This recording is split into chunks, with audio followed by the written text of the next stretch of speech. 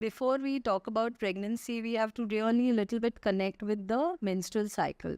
Right. Okay, so a woman becomes capable of becoming pregnant as soon as her menstrual cycle starts. Not that it doesn't mean that her body is ready, Right. but the reproductive system starts releasing an egg every month and prepares for a pregnancy during that month. And if there is no pregnancy happening, then the lining which develops gets shed, and we call it as the menstrual period. Right. So, from the moment the egg gets released, which is also called as ovulation, it is followed by fertilization. Right.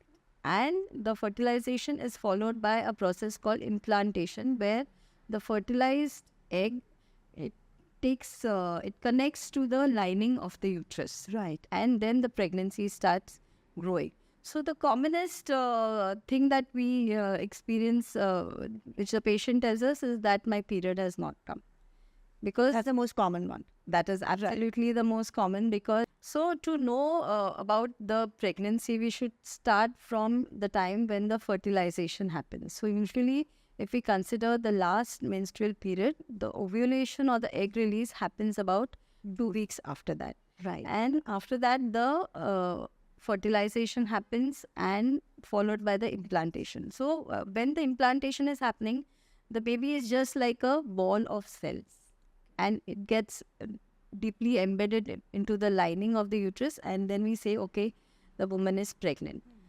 And this is followed by rapid division of the cells. So by the time she actually realizes that she is pregnant, the baby is just a small balls. Okay. And thereafter the growth starts. So as far as the fetal development goes, in the first week, it kind of just forms like a brain and the hind part of it. And by the end of 1.5 months or 6 weeks, you can visualize the heart beating in the baby. So that is as far as how the fetus develops in the early stages. Okay. In the mother's body starts rapidly adapting to the pregnancy.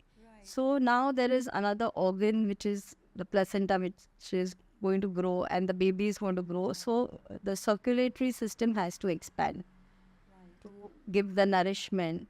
So earliest changes happen in the blood circulation. So the heart starts beating little faster, Okay. and there is little extra circulation, and that would give rise to certain signs that we see in pregnancy. So every system will start coping, may it be the circulatory system, the digestive system, everything starts adapting towards, nurturing the baby, which